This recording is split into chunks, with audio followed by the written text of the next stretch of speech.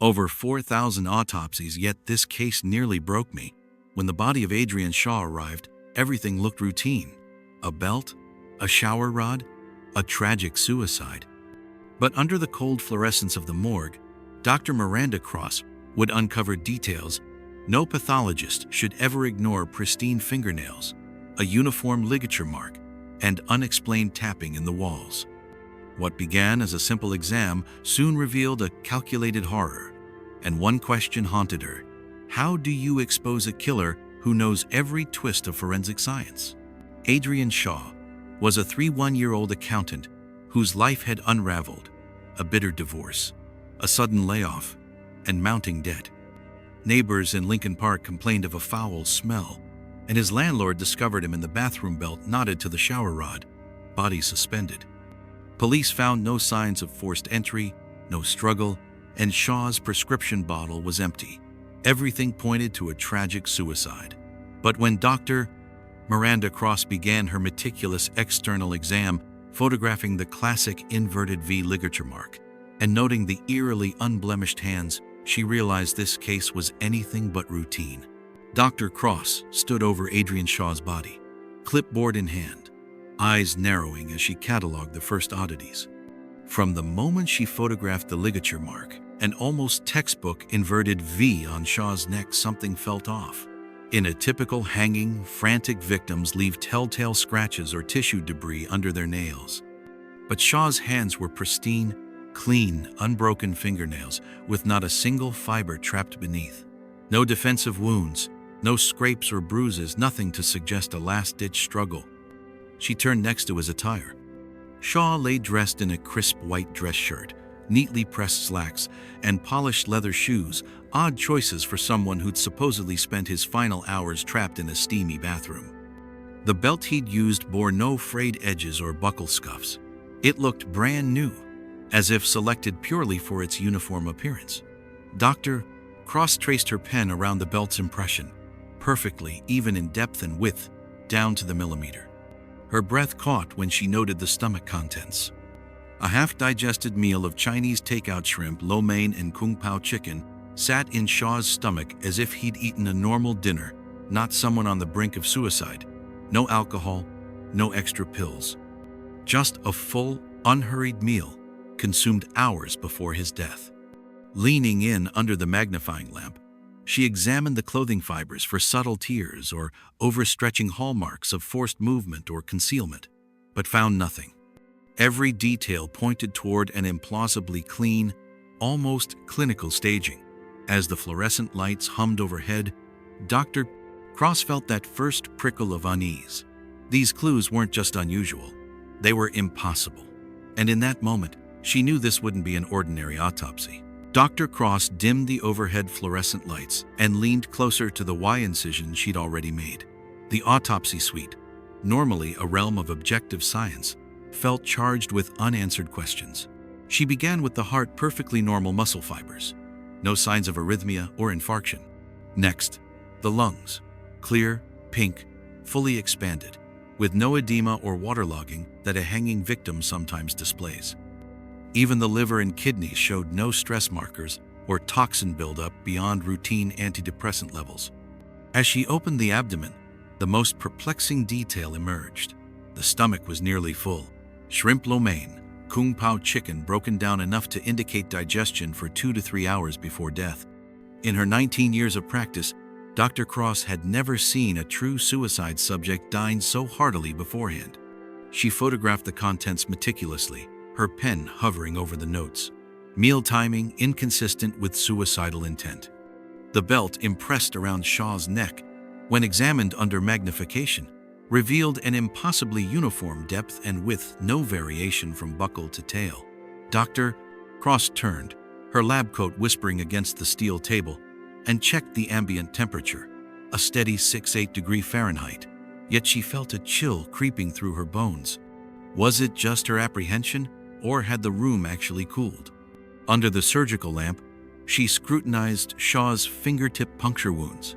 8 tiny, evenly spaced dots, 4 on each hand, suggested a violent, self-inflicted grip. But under high magnification, the skin beneath showed no tearing. He'd pressed nails into his palms with great force, yet inflicted no actual wound. It defied anatomy and physics alike. Then came the subtle sounds, soft tapping echoing from the adjoining prep room, followed by a low, breath-like whisper from the ceiling vent. "Doctor?" Cross paused, scalpel in hand. As the noises ceased, she steadied herself. Logic demanded she dismiss them as building noises or fatigue, yet every fiber of her professional instinct warned otherwise. Inside this sterile room, the evidence pointed in conflicting directions. Meticulous planning and staging, but also signs of profound psychological agony. In that moment, Dr. Cross realized she wasn't just uncovering a death, she was unraveling a mystery that blurred the line between science and something darker. Under the stark beam of the surgical lamp, Dr. Cross returned her focus to Adrian Shaw's neck, where the belt had left its mark. What had at first looked like a textbook inverted V now revealed unsettling inconsistencies under closer scrutiny.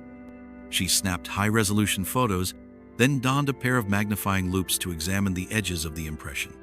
Normally, a hanging victim's ligature mark varies in depth and width thicker, where the belt buckle presses, shallower toward the tail. Yet Shaw's wound was a perfect ribbon, the same depth all the way around, the same millimeter, precise width, as if carved by a factory mold rather than stretched leather. Gently, she peeled back a sliver of epidermis and pinned it on a slide. Under the microscope, the epidermal cells along the margin showed uniform compression, without the scallop tearing or jagged microabrasions she'd expect from a homemade noose under chaotic force. Even in simulated forensic labs, uniformity like this was nearly impossible. "He didn't hang himself," she muttered, tracing the smooth curve of the mark with her fingertip. This was staged. As she documented her finding, the morgue's chill seemed to deepen. She glanced at the digital thermostat, 8 degrees Fahrenheit, unchanged. Yet her breath fogged the air, and each exhale felt visible. Dismissing it as adrenaline, she pressed on. Next, she compared the belt's brand label to the fibers embedded in the wound. Every hanging victim leaves traces, microscopic leather fragments, buckle shavings, even dust from the apartment. Shaw's belt, however, left no fibers. She ran a strip of clear tape along her glove, lifted the impression's edge, nothing. No debris, no skin crust, no trace of material beyond the mark itself, as if the belt had been removed post-mortem and the wound cleaned to a mirror finish. Drawing a slow breath, Dr. Cross examined the orientation of the ligature. A typical hanging drapes the body forward, leaving a distinct asymmetry. The head tilts, the throat tissues compress more on one side. Shaw's head had been perfectly level, the tissues compressed evenly front to back. The knot on the rod had no backward tilt, it sat dead center. No tilt of the skull, no shift of gravity, nothing to suggest the slightest struggle or movement. It was as neat as a mannequin display. She reached for the calipers and measured the compression force indirectly, noting how much the skin had been indented relative to the surrounding soft tissue. Calculating the approximate weight and belt tension, she realized the force required to create that uniform impression would have had to remain constant for the entire time he was suspended. Only a mechanical pulley or some weight-regulated device could maintain that level of tension. No human body would hang motionless and wait steady long enough to produce such uniformity. Her heart thudded. Someone had knowledge of rigging, likely a professional or at least someone who understood the mechanics of suspension and anatomy. It wasn't suicide.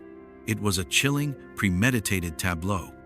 Dr. Cross documented every detail: the pristine edges of the ligature, the absence of buccal side indentations, the symmetrical compression of throat tissues, and the lack of any foreign fibers.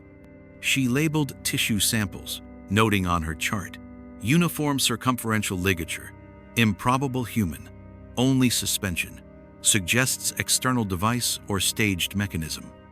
But as she worked, the room's ambience shifted again.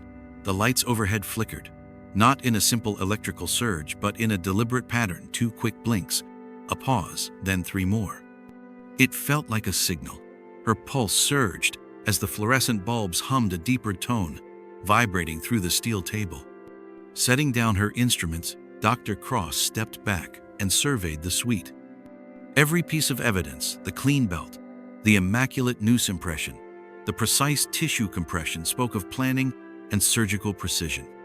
The stage had been set for one purpose: to mimic suicide with forensic perfection. She straightened, rubbing her temples. Though logic demanded she remain clinical, a shiver traced her spine. The ligature anomalies were not mere oddities. They were deliberate clues left by an attacker who understood both the science of death and the art of deception. In that moment, Dr. Cross knew she wasn't just describing a peculiar hanging, she was uncovering a murder engineered to hide in plain sight. The uniform ligature mark, once a simple circle of rubber and flesh, now stood as the centerpiece of a dark puzzle. And with each flicker of the lights and echo of her own breath, she realized the killer might still be watching, confident that even the most experienced pathologist could mistake mechanical perfection for tragic self-harm. Determined not to be outwitted, Dr. Cross steeled herself for the next phase, exposing the machinery behind the masquerade and bringing the calculated murderer to light. Under the sterile hum of the ventilation system, Dr. Cross felt the first faint tap, 3 soft knocks, deliberate and distant, echoing from somewhere beyond the steel doors of the autopsy suite. She paused, scalpel poised above Shaw's chest, and listened. The taps stopped. She shook her head, blaming her imagination in the late hour, then continued her internal exam.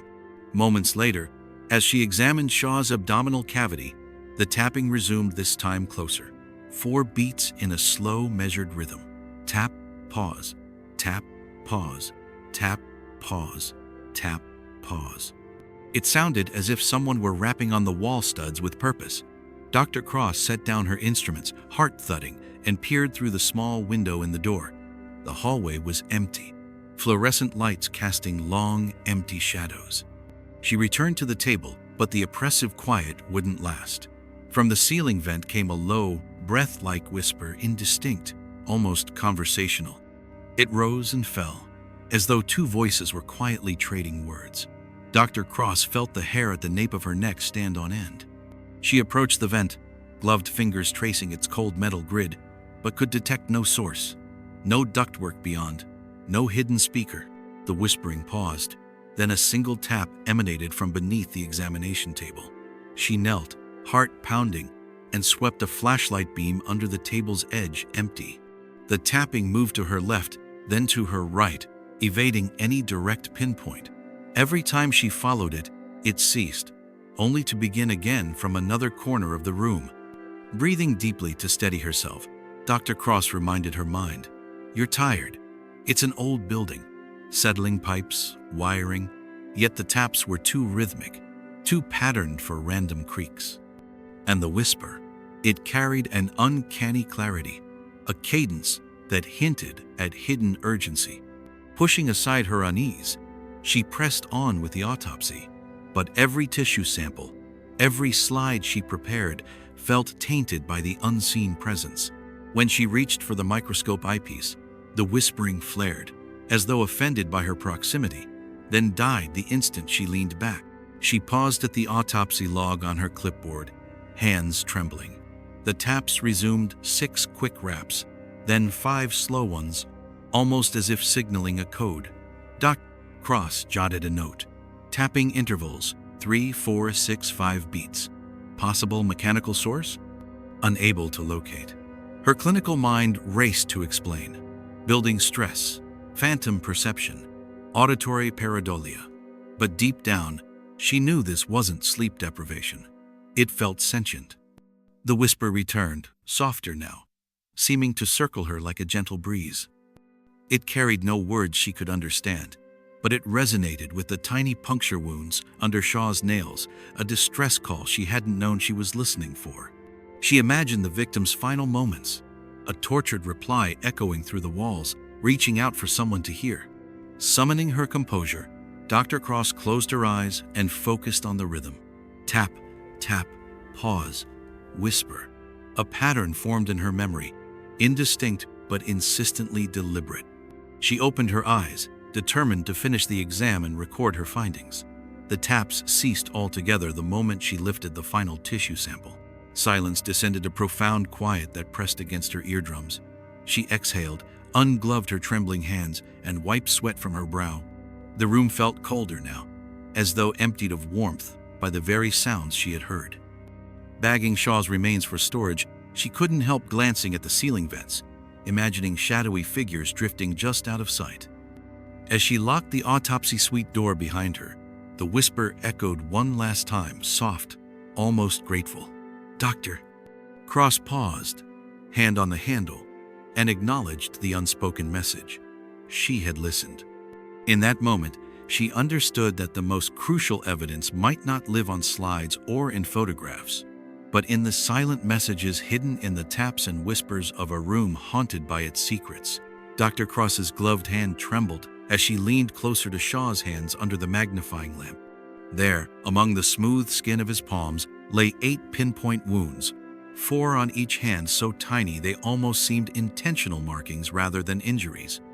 Under magnification, each puncture sat exactly where a fingernail tip would press in, yet there was no corresponding damage on the flesh below. It was as if Shaw had clawed at himself with ferocious will, but nothing had given. Her breath caught when she realized the true horror. These weren't defensive wounds, but evidence of unbearable agony. Someone, perhaps Shaw himself, in desperation had driven his nails into his own flesh, puncturing through skin only to find nothing but uniform resistance. It spoke of an assailant who understood torture and of a victim forced into staged compliance. Dr. Cross photographed every tiny mark, labeling them self-inflicted pattern, no exit wound, a contradiction that made her blood run cold. In those 8 microscopic perforations lay a story of calculated cruelty, a man pushed beyond his limits, manipulated into a perfect tableau of suicide. His final moments etched in minute detail, yet completely unreadable to anyone who didn't know where to look. Dr. Cross held her breath as she examined the tiny fragment beneath Shaw's broken nail, just a sliver of human skin, darker and more fibrous than his own tissue. Carefully, she transferred it into a sterile vial and labeled it foreign DNA. If any piece of evidence could point to an attacker, this was it. Within 48 hours, the crime lab returned a match. Gabriel Stone, a 42-year-old ex-military contractor with an extensive background in covert operations and a troubling link to 3 other suicide victims in Chicago. Stone's mugshot stared back at Dr. Cross from her computer screen.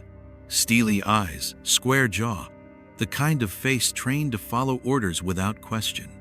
Next, she revisited the blood pooling patterns in Shaw's lower body. The uneven settling suggested the corpse had been repositioned, pulled upright, and rehung after death. That, combined with the microscopic skin under his nail, painted an unmistakable picture. Shaw had fought for his life, scratched his assailant, then been staged to look like a lone suicide. Dr. Cross documented every finding: the embedded skin fragment, the blood pool inconsistencies, the uniform ligature imprint. She forwarded her report and evidence to Detective Marcus Lane, urging him to issue a warrant. Within days, investigators closed in on Stone's last known address, a suburban safe house rigged for stealth departures. Stone, however, vanished before they arrived. His car was gone, the house empty, as though he'd melted into the city's network of back alleys. In his wake remained only Dr. Cross's meticulous work, a forensic breadcrumb trail proving that even the most imperceptible clue can unmask a killer who thought he'd covered his tracks. Over the next few days, Dr. Cross uncovered a chilling pattern: 4 other suicides in Chicago over 6 months, each eerily staged. In early spring, a 5-year-old schoolteacher was found hanging in her apartment, pristine ligature marks, no defensive wounds.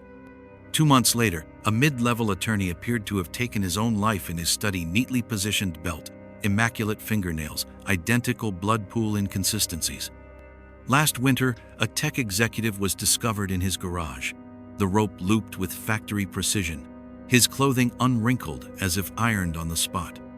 And most recently, a construction foreman vanished from his own autopsy suite before his suicide could be confirmed. Each victim had no struggle markings, wore freshly pressed attire, and left behind a spotless crime scene. The timeline, ages, 32, 43, and professions varied, but the methodology did not. Dr. Cross plotted them on a map, a tight cluster around downtown, always discovered within 48 hours of a heavy rain. It became clear that these weren't isolated tragedies, but calculated eliminations.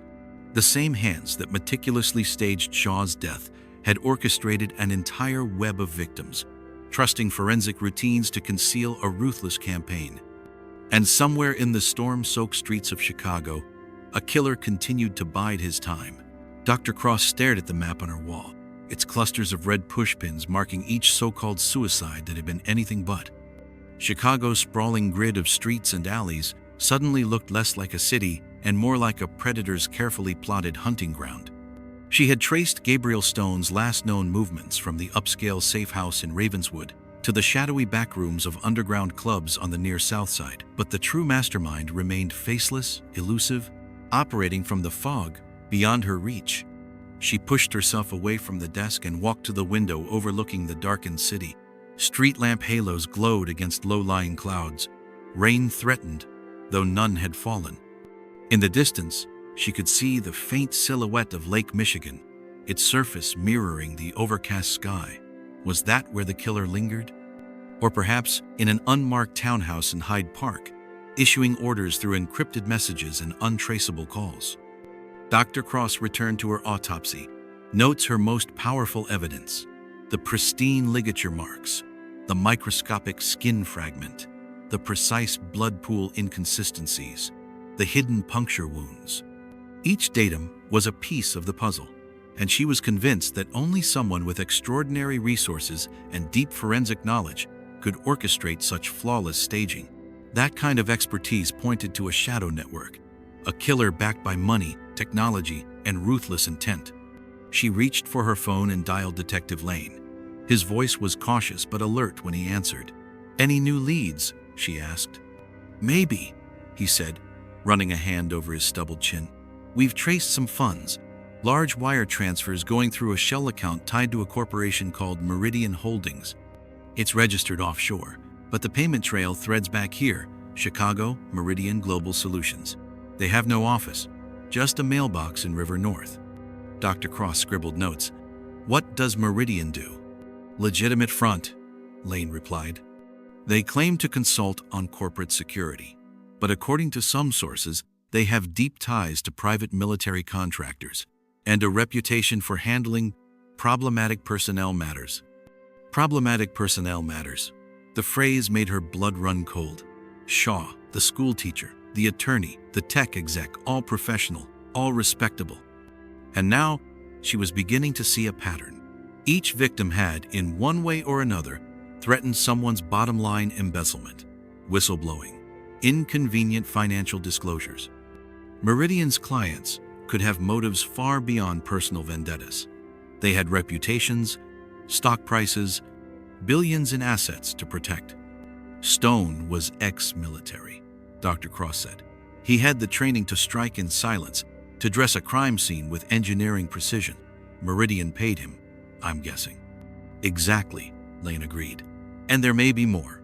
Our suspect list includes 4 men who work for Greenway Investments, Wright & Carter LLP, Nexus Tech, and now this Meridian firm.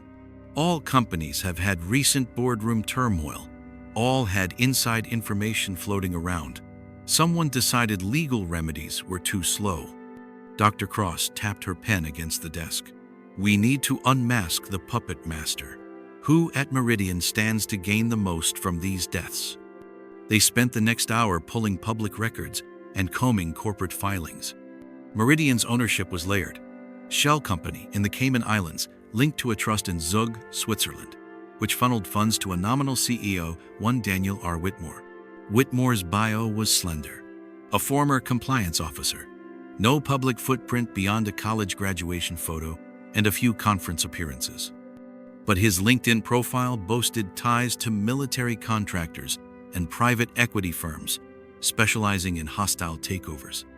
Dr. Cross printed his scant resume and studied it under the warm glow of her desk lamp. There was something hollow about Whitmore's public persona, an absence of verifiable detail. No interviews, no academic publications, no traces of the expert he claimed to be. Only the money trail. Millions wired to Gabriel Stone, retainer fees paid to specialized labs, payments to shell corporations named after mythical creatures. She looked at the autopsy reports again. Each victim had attended to precise final moments, meals eaten, clothing chosen, no struggle, perfect hanging angles like scenes in a play. Meridian's budgets could easily cover the costs. Armored transport, secure locations, customized equipment to ensure a uniform ligature impression, high-grade belts, remote-controlled harnesses to regulate tension. They'd left no forensic fingerprint except the tiny piece of skin Stone couldn't avoid when he stomped his victim's hand in a last, brutal struggle. Dr. Cross's phone buzzed with an encrypted message from Lane. Surveillance footage from Meridian's River North mailbox shows Whitmore entering a van with tinted windows. License plates swapped. She forwarded the clip to her secure drive. The grainy footage revealed Whitmore hurrying into an unmarked white van. No company logo, no passenger manifest. Just a man disappearing into anonymity. She felt a thrill of dread. They were closing in, but Whitmore was already evading them. It was a game of cat and mouse, but the killer had advantages. Premeditation, funds, technology. How many more would die before they could unmask him? Determined, Dr. Cross organized a task force. Lane, a financial crimes detective named Perez, and an investigator from the U.S. Attorney's Office with expertise in transnational money laundering. They met the next morning in a cramped conference room at the Cook County building, its walls lined with case files and whiteboards scrawled with leads. Perez reviewed the wire transfers. Meridian's accounts aren't just shell firms, they're fronts for a deeper network. We traced payments to labs that specialize in biometric erasure, data sanitation, even custom-made forensic equipment. The U.S. Attorney interjected, "This is federal territory." Once people lose their lives to this scheme, it's not just local homicide, it's conspiracy, racketeering, possibly violations of the War Crimes Act if they're using military contractors. Dr. Cross realized the implications. They were up against an enterprise, a criminal cartel hidden beneath corporate legitimacy. Each staged suicide was one strand in a web of deceit, controlled by an unseen genius. Not a lone serial killer, but a corporate assassin using the machinery of crime and commerce to lethal effect. She presented her forensic evidence: microscopic images of ligand uniformity, blood pool discrepancies, puncture wounds. The team leaned in, visibly unsettled.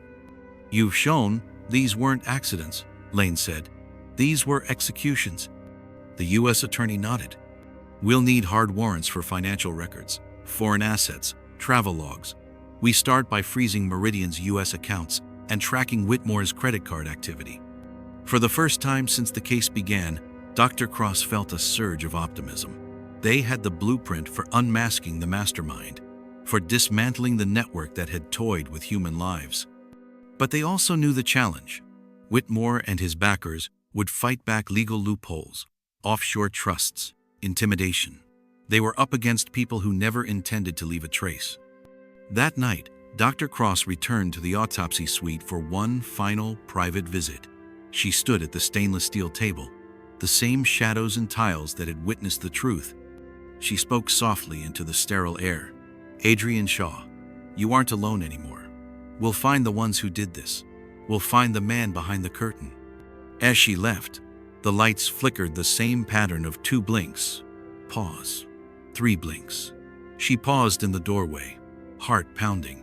The tapping came again, soft, measured. She recognized the code now, the victim's final plea echoing back. Tap, pause, then silence. A promise. Back at home, she spread the case files across her dining table, the map, the corporate charts, the autopsy photos. She highlighted Whitmore's name. Beyond the horizon of her kitchen window lay a city at night, unaware of the invisible threat lurking in boardrooms and safe houses. But she knew they were coming for him. In the days that followed, the task force executed search warrants on Meridian shell offices, seizing computers, financial records, encrypted backups. Perez tracked international transfers down to tiny transactions, designed to avoid reporting thresholds. Lane interviewed former Stone Associates ex-contractors who whispered of clandestine mission briefs and unmarked vans. Slowly, the pieces aligned. And then, as dawn broke on a brisk Chicago morning, they had him. Daniel R. Whitmore was arrested at O'Hare Airport waiting for a flight to Zurich. He looked composed, almost bored, as agents cuffed him. His publicist tried to spin the narrative. Mr. Whitmore is a successful entrepreneur who has done nothing wrong. But the forensic evidence Dr. Cross provided was irrefutable. Every victim's death bore the hallmarks of Meridian's modus operandi. At his arraignment, Whitmore sat stone-faced, his shorn head gleaming under courtroom lights. Dr. Cross watched from the gallery, her heart pounding with vindication. He would deny everything, hire the best attorneys, bury the truth beneath layers of legal obfuscation. But now, he could no longer vanish into the shadows. Outside, reporters clamored. "Mastermind behind Chicago's suicides captured," they cried. Yet even as the world celebrated, Dr. Cross knew it was only the beginning. Whitmore's empire had tentacles reaching across borders. Untangling them would take years, countless hearings, and more victims' families seeking justice. Still, she allowed herself a moment of quiet triumph. The killer in the shadows had been exposed, the web unraveled. And for every death that had been silenced, she had given voice through taps, whispers, and microscopic evidence to an unstoppable truth. No assassin, however shrewd, could outsmart the combined power of forensic science and unwavering resolve. Late at night, when the corridors of Cook County Medical Examiner's office fall silent and the fluorescent hum becomes a steady drone, Dr. Miranda Cross still hears them, that faint tapping, the distant whispering, the echo of 8 tiny puncture wounds whispering their own story. She first noticed the echoes during Adrian Shaw's autopsy, rhythmic taps behind the steel door, a voice like susurrus through the ceiling vent. At first, she chalked it up to fatigue, old building noises, the mind playing tricks in a half-lit room. But as the case unfolded, uniform ligature marks, spotless crime scenes, an embedded fragment of another man's skin, the sounds grew impossibly precise, too deliberate to be random. Now, months later, those echoes have become part of her nightly routine. She arrives early, long before her colleagues, to prepare the suite. The tap-tap-tap from the prep room often greets her, exactly 3 beats every time, like a metronome set to a hidden tempo. She pauses, pen in hand, and watches as the light above her wavers once, twice, in a slow Morse code rhythm. Pause, blink, blink, pause, blink, blink, blink. It's never the same pattern twice, yet always purposeful. Under the same lamp that illuminated Shaw's wounds, she methodically reviews her notes. The 8 fingertip punctures, precise circles pressed into flesh, no corresponding injury beneath a mute scream etched in miniature. The uniform belt impression, millimeter for millimeter, inch for inch, a perfect circle carved by mechanical means. The blood pool anomalies, gravity defied, body repositioned to mimic a suicide with forensic exactitude. As she catalogs each detail, the whispering begins a soft susurrus from the vent shafts, as if a conversation floats just beyond comprehension. It swells and fades, rising in volume whenever she inspects a critical sample, as though urging her closer to the truth. She has tried blocking it out: music, podcasts, clinical observation, but the sounds persist, intangible yet insistent. In the quiet between cases, Dr. Cross sometimes speaks aloud to the empty suite. "I hear you. I know you're here." And in response, the taps intensify, a rapid staccato against the metal doorframe before falling into an accusatory silence. Her dreams, too, are haunted. She wakes to the echo of whispered names: Adrian Shaw, Gabriel Stone, Daniel Whitmore, overlapping in a single refrain. She imagines Shaw's final moments, panic and pain, a desperate grip that carved but could not break the belt's uniform hold. She hears that last message in his fingernails and in the room's breath: "Tell them what I can't." Even when the case files are closed and the headlines fade, the echoes remain. In her home study, She pores over corporate ledgers and wire transfer logs, but she still pauses at the footstep-like taps on her office wall, as if Stone or his unseen employer tests her resolve.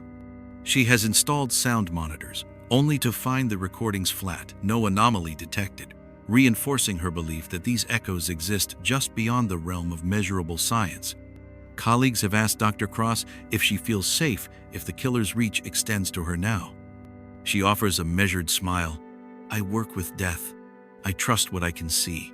But deep down, she knows the echoes are proof of something more, a lingering presence that refuses to be silenced by logic alone. Late one night, as she closes the suite door after a routine external exam, she hears a final tap single, deliberate on the polished steel. She freezes, gloved hand on the handle. The taps are no longer warnings but farewells. "We've been heard." In that instant, she understands that the dead can leave more than evidence. They can leave a call to vigilance, a whisper to remember every discarded detail, every faint noise in the dark. And so, Dr. Cross listens. She will continue to listen to taps, to whispers, to the lingering echoes of lives too meticulously taken. Because she knows that only by honoring those quiet messages can she ensure that the truth, once tapped out in hidden rhythms, will never be lost to the shadows again.